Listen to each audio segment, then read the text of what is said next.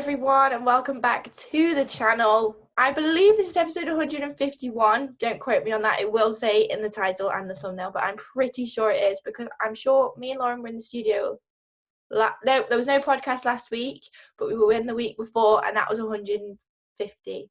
I'm pretty sure. So we're going with 151. Fingers crossed. I've got Chris Coughlin on the podcast today. How are we doing today, Chris? I am very good, Amy. Thank you for asking me on. Thank you very much. My absolute pleasure. Quite a few topics to talk through today. Obviously, on the day of filming, this is Thursday, and all of you budding football fans, women's football fans out there, will know it has been the Euro 2022 draw. Now, to me, it feels like these Euros have been in the works for a very long time. It's been postponed by COVID. We've had the men's Euros, blah, blah, blah, blah, blah. I feel like the wheels are slightly starting to turn on the Euros, and obviously the draw comes and gets everyone that more excited. So I feel like the best place to start is to go through the groups. Now, I mean, anyone who watches this podcast knows that we have a keen eye on the Lionesses, the England team. So this will probably be quite biased, not biased, but more of a focus on that team. And obviously you've got the likes of Northern Ireland. Yeah. Ignore all the flags. No, I'm joking. And obviously Northern Ireland are in there as well. And you look at the likes of Fernie who have been involved in that. So, yeah, let's sort of dive in. So obviously Group A then is England being a home Euros. And they have drawn Norway, Austria, and another home nation, Northern Ireland. What were your initial thoughts on that then when the draw got picked? I can't decide because I was thinking this earlier today. Actually, I couldn't decide whether I wanted England to get Northern Ireland or for them to be apart in order for them to be kind of maximise the coverage of both. I guess with them playing each other, that game alone gets maximum coverage, doesn't it? Of course, they played each other. Brilliant. Not long ago at Wembley. Fantastic occasion for the Lionesses as well. But it's a group that you would more than expect England to finish the top two. Of course, with the top two qualifying automatically from each group. Northern Ireland, though, great result. Well, I say great result against Austria. It was a bit of a heartbreaking result in the end, wasn't it? So late on, but that was a fantastic performance from them. It really was, and you would look at it and maybe expect England and Norway to be the top two, but I think Northern Ireland have more than enough to make a case for themselves to certainly cause some trouble in the group. Absolutely. Oh yeah, I mean, tell you what, I don't think England could have got any better. I think that's quite a nice draw for England. Obviously, no disrespect to the other countries that are involved. I think with the recent results in the qualifiers, especially, England have been absolutely smashing out of the park, which we'll go on to the Latvia game. You'd like to think that in a year's time, with the return of Lucy Bronze, the return of Steph Houghton, all these players coming back from injury, you would expect that team to be even stronger than it is at the minute, and they've just won 10-0, do you know what I mean? So you would expect England to really not be happy with that result, because being complacent is the worst thing you can possibly be. But, they could have been up against a lot worse, I think. You look at the other teams, which I don't necessarily think in the other groups that there is necessarily a group of death. I don't think it's in that sort of territory, but I mean, yeah, I probably wouldn't have wanted any of the other groups in my opinion. No, I think as well, no one would have wanted the Euros to be postponed, of course, but I think ultimately, if being postponed was the right thing, so that it didn't clash with the men's Euros, and I think that was never going to be an option in the first place. But it's also, in a way, it's been a bit of a happy accident, hasn't it? Because England were taken out of qualifying altogether, due to being a host nation, and with the World Cup qualifiers now being played as well, England are getting a competitive taste again just before going into the Euros, because that's something that is interesting when a team hosts. I totally think it's the right thing that if you host a competition, you should get automatic entry. Of course you should. I think what's the party without the host? But at the same time, it's interesting when you look at it and think, having no competitive, inverted commas, action for best part of 2 years or so, or 3 years or so in England's case, can that have a detrimental impact? And whilst they are comfortably winning their qualifiers, at least it's a competitive sense of football again. Of course, the Women's Super League is competitive, of course it is. But in terms of actually internationals being competitive, it can really put England in a good stead going into the summer, I think. 100%. I mean, to be out without a competitive match for that long is a hell of a long time. So it maybe is a bit of a blessing in disguise. But I actually think women's football is in a different position now than it would have been potentially even last year or whenever. Do you know what I mean? I genuinely think that it's grown so much with the introduction of different things in the WSL, like the interest of football, especially in the UK, in England, sorry, I think has really accelerated. So imagine what this change is going to be like again come next year. That's a whole new another year. Like the hype of the Euros, like the WSL will have a winner by then, blah blah blah blah. You've got another January transfer window. You don't know what kind of players are going to come in then. So talking about the WSL, sorry. So I think like it has been a blessing in disguise. I mean, absolutely gutting that it didn't happen like whenever it did, because we were all so looking forward to it. But I definitely think it's we're in a better place now going into this Euros than we probably would have been last year. And I think there's been a very good interest as well over the last year or so. I mean, it's given a chance as well for Sky Deal to come in as well. It's given a chance for attendances to increase, for interest to increase, and because having the Sky Deal just before going into the Euros for me is better, because you're getting so much more exposure. I think BT did a great job. I really do. But you're getting more exposure for the Women's Super League going into a major tournament. So people are not just watching the Lionesses, they're watching Arsenal, they're watching Man City, they're watching Everton, they're watching Chelsea, they're watching United. And they're becoming more and more aware of the players that could potentially come in. It's like, say for example, Ella Toone. If you're watching just purely England based on the last decade or so, and you see Ella Toone come in, people may not be aware of Ella Toone, but when you're watching the Women's Super League on a more regular basis, you're getting aware of the quality that is now breaking into the England squad. And because it is, the squad as a whole, it's kind of just coming out at the end of that transitional period, I think, because there was a transitional period, and it is still to an extent. Of course, you've still got the more recognised names, albeit injured players of Steph Houghton, etc.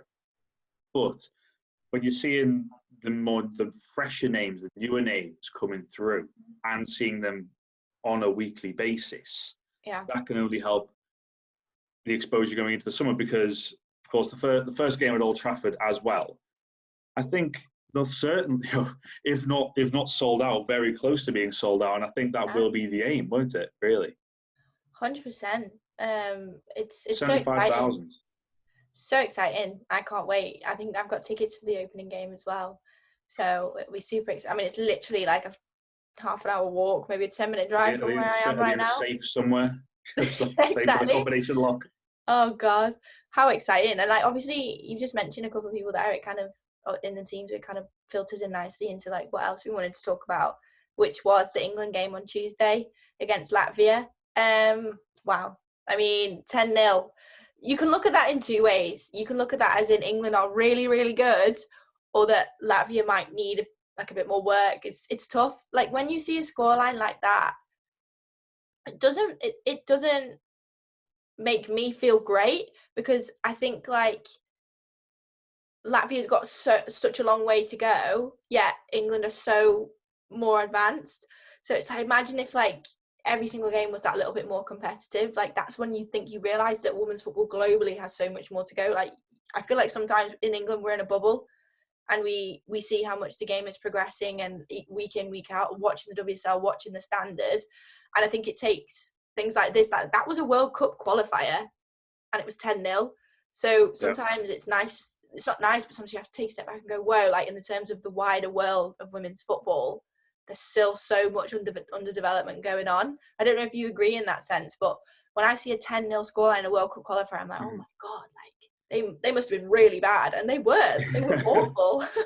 Yeah, typical pundit answer here. A bit of both. A bit of both. It's interesting when you look domestically. We're seeing, you look at last season, Brighton winning at Chelsea. You see this season Tottenham and West Ham winning at Manchester City. So I think domestically we're seeing a lot more competitiveness than internationals. I think you're totally right with that regard. You could easily look at men's qualifiers and you look at San Marino, you look at Moldova, etc. I think if you look at it, you're seeing less and less double figures as such in men's qualifying. I think there's still the capability, to be honest with you, but there is less. I remember when I talked to you during the World Cup in France when the USA beat Thailand 13-0. Yeah. And I firmly believe that result as a whole, I don't think they did a lot for women's football, to be honest with you. I think because Thailand part-time as well, and they earned their place. But in terms of promoting the women's game, I just think you will see kind of that, we will see a part-time team kind of phased out just in terms of at the elite level, should part-time teams be qualifying if it doesn't help the quality? And that was my argument. Yeah. But if you look at the quality in the qualifying isolation for England, at the same time,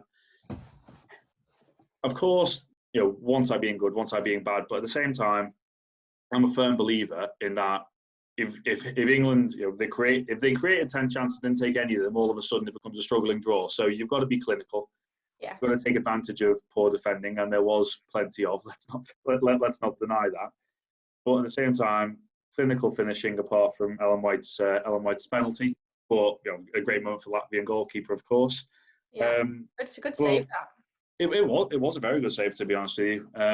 Pretty sure it's a double save with Mead following up as well. Yes, that's a very good point. Beth Mead's another one that the injuries have been horrendous. I think we were both there on that night at Chester when horrible injury. I think that was a second. I think she'd just come back from a bad injury as well that night. So she's another that is making up for lost time, absolutely. And there's plenty of attacking talent as well. There's plenty of talent all over the pitch, to be honest with you. And I think it's an amazing experience for Leah Williamson to be captaining at the moment. Totally deserves it. I think there's an ongoing debate in terms of what is her best position. I mean, do you see her as a central midfielder in the future? But is it a case of why make a top quality centre back become a central midfielder? It is, isn't it? You're stuck between the two. Yeah. To be honest, you put Leah Williamson anywhere and she'll be great. She's just that good of a footballer. I think she works well with Millie Bright at the back. But I feel like England have quite a lot of centre-back options. So if she's needed in midfield, if she's needed in the six, stick her in the six. Do you know what I mean? So I think can easily play both, which is what you want. And I mean, to captain as well, it must have been, to captain at Wembley must have been an absolute unbelievable feeling. And I mean, she's only a couple of years older than me. She's not 24, 25 maybe, not old at all. She's younger than me. Yeah. Younger than me and captaining a country. It's crazy. But I mean, she's so good at what she does and good at being a leader. I mean, you're going to see her as captain on Arsenal someday. And for a long time, I think. And maybe even England as well. It was interesting that Serena Wagman hasn't said who her long-term captain is. But I think Leah Williamson's definitely in with a shout. Tell you what, though, there's a quite startling stat that I've written down here. England have played 4 World Cup qualifiers and have scored a total of 32 goals. Now that's just lethal, isn't it? Yeah. I mean, probably about 30 of them have come from Beth Mead. But that's such a great return. And when you look at the amount of players that got on the score sheet against Latvia, there's how many? 1, 2, 3, 4, 5, 6, 7, 8. Two 10-0ers in there as well. Pardon? 2 10-0ers in there as well. I know, but loads of different goal scorers. I just feel like England have so many attacking options at the minute, which only bodes well for the future. Absolutely, just the options. I think up front, elsewhere. To be honest with you, the amount of options all over the pitch for Weigman, I think it's an embarrassment of riches, isn't it? And I think we're seeing, for example, at Chelsea, where they seem to have every attacking player under the sun, to be honest with you. We're seeing they've not even got Lauren James out yet. Yeah, yes. And well, for me, I was thinking earlier today about Niamh Charles-Williams, and like the amount of positional changes she's had to put up with, to be honest. That because I remember when we were watching it and thinking how good she was up front for Liverpool, and then all of a sudden she's playing as a part of a back three of the day, which crazy. Look, it's testament to her versatility, but at the same time, not ideally where you'd want her given her talents. But that's a debate for another day. Yeah.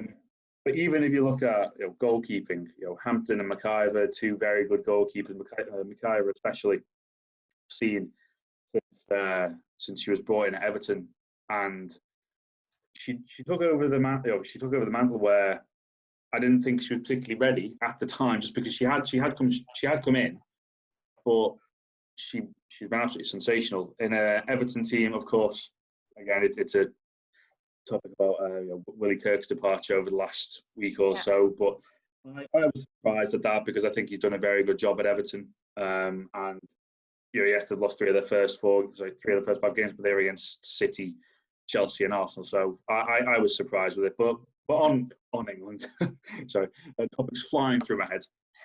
But when you look at the bench as well, Stanway, Stokes, Staniforth, Scott, Russo, Nikita Paris, Rachel Daly. It's incredible. And Ruben Moy, I watched it for the first time when Arsenal beat Everton 3-0. Very, very good. Very good. Very commanding as well. Her and Williamson, for that young and to be that prominent as a pair, it's very impressive. Very impressive at that age. Absolutely crazy. But 10-0, it's crazy, absolutely crazy, isn't it? And like the final thing then we've got to talk about today, it's just something I found earlier, which I found really interesting and kind of goes along with what we said earlier about like attendances being up and the growth of the women's game in terms of football. In terms of women's sport in general, there's been some research come out, and according to Future Sport, women's sport is on track for new audience records in 2021, and Future Sport, again working alongside the Women's Sports Trust, has estimated that an audience of 51.1 million will be reached in 2021, growing from 46.8 in 2019. I mean, that's a big growth. I'm enjoying that. Yeah. Interestingly, in 2020, during the pandemic, the audiences was 27.3 million. So I mean, we're already increased from nearly double, approaching double there, aren't we? Really, and yeah, incredible when you look at the last few months. Few names popped out in various sports. Emma Raducanu, where the glory that she had, and we're getting notifications now of her. It just matches that she's winning now. She's that much of a public. She's that much of a public figure. For me, of course, we'll wait to see if the Sports Personality of the Year nominees come out. But I think she's a heavy favourite. Certainly, last time I checked. There'll be a lot more women involved, I think, this year. Oh, definitely. You've got Molly Meeple McCann as well in UFC. You've got the 100 cricket that kicks 100 cricket, well. Absolutely. Katie Taylor. Yeah. There's women. Sprinters, Dina Asher-Smith. Yeah. You could go on. You could go on for ages. Yeah, you really could, and they're making because there's some sports like Emma Raducanu, Dina Asher-Smith, athletics and tennis. It's sport that of course there are prominent male figures as well, but they're making their own name. Yeah, they're making their own names, which is fantastic, and that's the chance that the Euros presents, because we talk every single upcoming competition, whether it's the World Cup or the Euros, is a chance for women's football to continue to grow, because it is still in the growth process. It absolutely is, but it's doing everything along the right lines to be recognised in its own right. 100%. The broad, the coverage of it is fantastic, and will only continue to grow. Yeah. The publicity as well. So it really is fantastic that It is. with all being terrestrial TV as well. I think every single national tournament, men's and women's, if there is ever a day where any of that becomes pay-per-view, I will lead the riot, to be honest with you. Or if it becomes behind me, I will lead the riot towards that. But it's brilliant. And the thing is as well, it's not being just handed out, it's being earned. Oh, 100%. And I think that what makes it more important for you, that it is that the coverage of them, they're not token gestures, they are genuinely because the women are earning these rights for more coverage given the quality. 100%. I can't wait to see where we are in a year's time, 2 years time, 10 years time. Do you know what I mean? I think it is endless. But yeah, I just wanted to throw in that little bit of information at the end. It's always nice to celebrate new things and celebrate the sport that, well, not just one sport, all of them by the looks of it, which is really exciting. I feel like we've kind of covered everything that is relevant this week. Obviously, football starts again this weekend. Liverpool women are at home to lose. Lewis, don't know how you pronounce it, get stuck in it every season. I think it's Lewis. That's the one that's always got me. Yeah, I think it's Lewis. I'm going to go with Lewis. I'll bow to your superior knowledge, Amy. Yes. We'll go with that. So. Yeah, but it's early kickoff this weekend, just to let everyone know. I think it's 12 o'clock kickoff at Brenton Park. And yeah, it's really exciting. Me and Lauren will be there. Me and Lauren have not been to a game with each other for a long time, so it'll be nice to get back to Brenton Park. It's probably going to be cold, probably going to rain, so what you would expect at Brenton Park, basically. It is. Well, it is the north and it is the Wirral. It is cold. It is very cold on the Wirral. If you've not been, go. Unfortunately, the pub outside doesn't open till 12, so just get yourself a coffee from somewhere. We'll go inside. We'll get some somewhere. But yeah, thanks so much for jumping on this week, Chris. It's nice to have you back on the podcast. It's been a while. It's great. Always look forward to chatting to you and Lauren. So by all means, anytime. Oh, that's lovely. Right, that's all we have, sort of then. Everyone, if you liked this video, thank you.